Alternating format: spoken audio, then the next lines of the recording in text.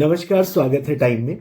आज हम लोग समझने वाले हैं ओपन मार्केट ऑपरेशंस के बारे में। हमने मॉनेटरी पॉलिसी यानी मौद्रिक नीति का डिस्कशन स्टार्ट किया था, जिसमें हम लोगों ने सीआरआर, एसएलआर, रेपो और रिवर्स रेपो समझ लिया था। हम समझते हैं ओपन मार्केट ऑपरेशन क्या होता है और उसकी जरूरत क्यों होती है। तो सबसे पहले समझते हैं कि ओपन मार्केट ऑपरेशंस क्या होता है। तो जब आरबीआई बैंक से गवर्नमेंट सिक्योरिटीज खरीदती या उनको गवर्नमेंट सिक्योरिटी बेचती है, तो इसे हम कहते हैं ओपन मार्केट ऑपरेशंस। लेकिन इसके लिए हमें यह भी समझना पड़ेगा कि गवर्नमेंट सिक्योरिटीज क्या होती है। तो ध्यान से सुनिएगा।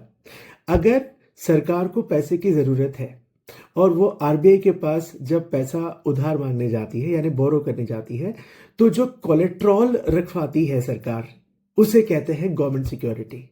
और ये गवर्नमेंट सिक्योरिटी जब आरबीआई के पास आ जाती है, तो जैसा कि हमने समझा कि जब इन्फ्लेशन है तो आरबीआई को मार्केट से मनी वापस लेनी पड़ती है, और जब डिफ्लेशन है जिसकी वजह से डिमांड कम है, तो आरबीआई को मार्केट में यानी इकोनॉमी में पैसा डालना पड़ता है।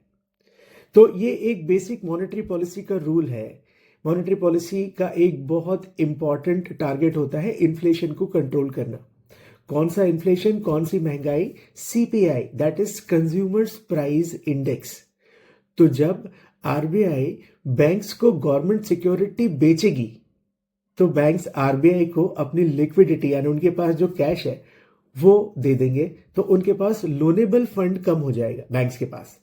तो इस वजह से इन्फ्लेशन के टाइम पे आरबीआई गवर्नमेंट सिक्योरिटीज बैंक को बेचती है, और जब डिफ्लेशन होता है तो आरबीआई गवर्नमेंट सिक्योरिटीज बैंक से खरीद लेती है और पैसा उन्हें दे देती है ताकि उनके पास लोनेबल फंड बढ़ जाए।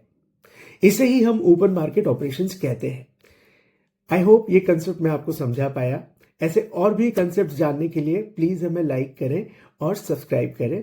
Thank you very much.